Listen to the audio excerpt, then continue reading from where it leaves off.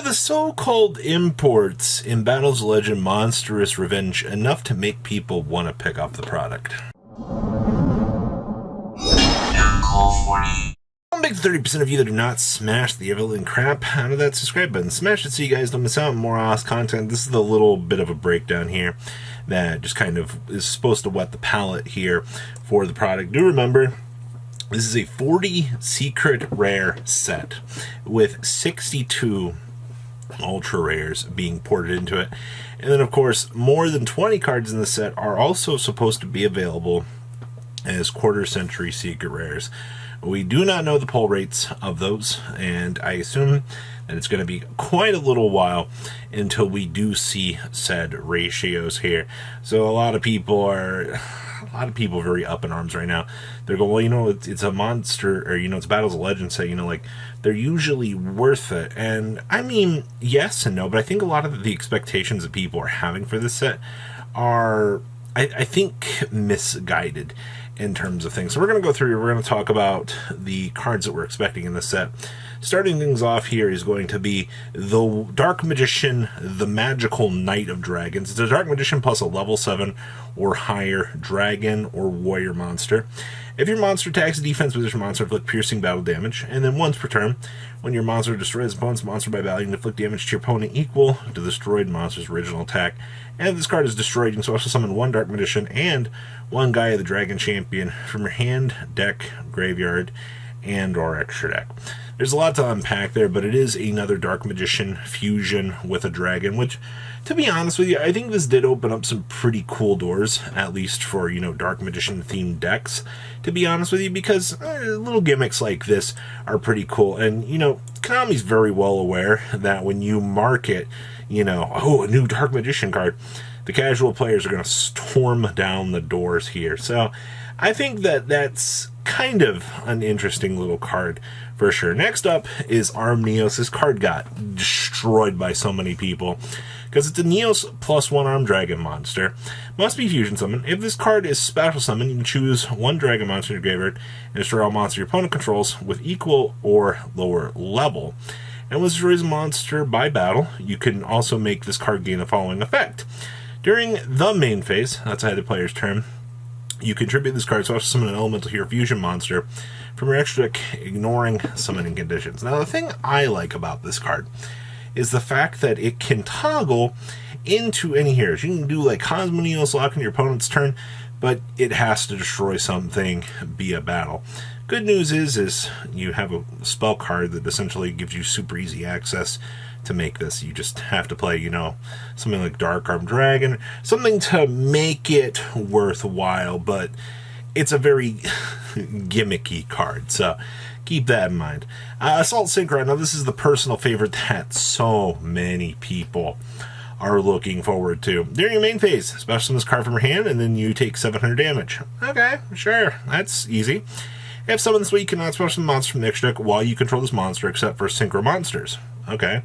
If a face-up Dragon Synchro monster you control is distributed or banished, you can banish this card from your graveyard and then target one of those monsters, special summon it. You can only use each effect of Assault Synchron once per turn. You know, my favorite is when, you know, one of the Stardust monsters tributes itself to activate its effect, and then good old Assault Synchron's down and it revives it. And now you're just like, oh boy, an extra negate. This is basically meant to, you know, give an extra push to the Stardust Dragon combo decks out there. And it is, I think this is by far probably one of the best cards out of everything that you're kind of already expecting here. Next up is Last Hope Numbers. This card is always treated as a Galaxy Eyes card. Love how they had to include that on there. Pay half of your life points, target 2 monsters in your graveyard. For the rest of this turn, after this card resolves, you can only special summon monsters from your extra deck once, not counting this card's effect. Also special summon both targeted monsters, but their effects are negated if you do immediately after the effect resolves. Exceed summon one number monster using those 2 monsters. You can only activate one last numbers per turn. So what you get here is essentially a double-sided Monster Reborn that goes, hey, you want to take advantage of, you know, stuff in your graveyard, or, you know, like, oh no, I just top deck this. put me back in the game. Some heart of the cards stuff here. Card has like not a lot of competitive merit here whatsoever. It's a very cute card, but that's all you're getting out of this, is it's just cute. Next up is the Odd Eyes Rebellion Exceed Dragons, or Pendulum Effect. During your main phase, you can special summon this card, then attach a dark monster from your graveyard to this card as material. You can only use this effect if this card's named once per turn. So, standard, recurable, pendulum monster. Okay. So, 2 level 7 pendulum monsters to make this. Man, 2 level 7 pendulums. Good luck. If you can pendulum summon level 7, you can pendulum summon this face-up card in your extra deck. Cannot be used as material for an Exceed Summon. The turn is Exceed Summon. You detach 1 material from this card. Target up to 2 monsters your opponent controls with 3,000 or less attack. Destroy them. And you can only use this effect of this card once per turn. And then if this card in the monster zone is destroyed, it places itself into the pendulum zone. You know, this is just a massively hard monster to summon. I don't know what they were trying to think with this one, but when I originally saw this, it feels like it misses the mark very, very much. Next up is Rocket Coder. Now, this is a very cool card. So it's a Cyberse Effect monster, and it does have Rocket and, Coder in the name. So if this card is used for link material of a Boral monster, it is treated as a dragon monster. Okay. You can only use each of the following effects of Rocket Coder once per turn. So if a Cyberse monster you control would be used as a link material for a Code Talker monster, this card in your hand can also be used as material. If this card you control would be used as link material for a Boral monster, you can also use 1 dark monster in your hand as material. So this was their gimmicky way of trying to go, hey, you want to play some of these Boral boss monsters in your Code Talker deck? Well, you can now do so. This was like the gimmick they were trying to do for it. And it didn't necessarily work out too much, but, the obvious Mega Man knockoff here does have a little bit of coolness going for it, so I will say that. Next up is Etox Hydra. 2+ monsters you control special summon from the extra deck. I have no idea in the world why I'm going to do this, but okay. So, monsters your opponent controls with the same card type, Fusion, Synchro, Exceed, Pendulum, or Link as the fusion materials used for this card's summon, lose attack equal to their original attack.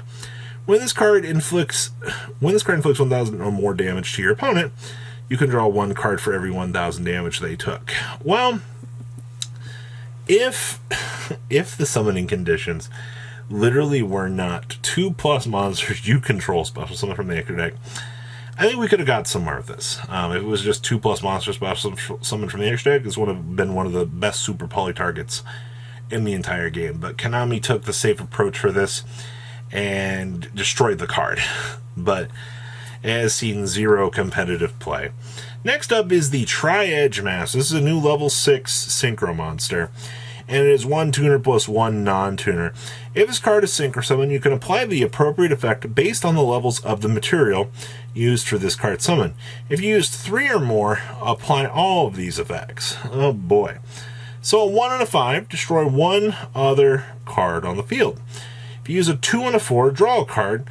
If you use a 3 and a 3, this becomes treated as a tuner monster. You can only use this effect of this Tri-Edge Master once per turn. So, your best value is what? 2-4, draw 1, 1-5, destroy, and then 3-3 becomes a tuner. Like, what were you trying to do with this? Like, a majority of these imports are not much to scoff at. There is another one that's just like a super vanilla monster, which I'm not even going to talk about here. But I think the thing I'm most excited about here are the alternate arts. Alternate art engage is going to be in this set. Fingers are crossed to see the live twin, evil twin monsters in here as well. But to me personally, the thing that I want to try to pull is going to be the alternate arts. Those alternate arts are honestly the most exciting thing for me out of this set. And I really do hope here, as we kind of go forward with this set, those alternate arts will be the selling point, because it's all about like the reprints with this set, because the new sauce isn't really too crazy good in my personal opinion. So that's where I'm sitting right now. So what do you guys think? Please comment down below what you guys think. I'll see your beautiful faces back here later in the day, guys. Peace out. Patrons. Thank you! Ah!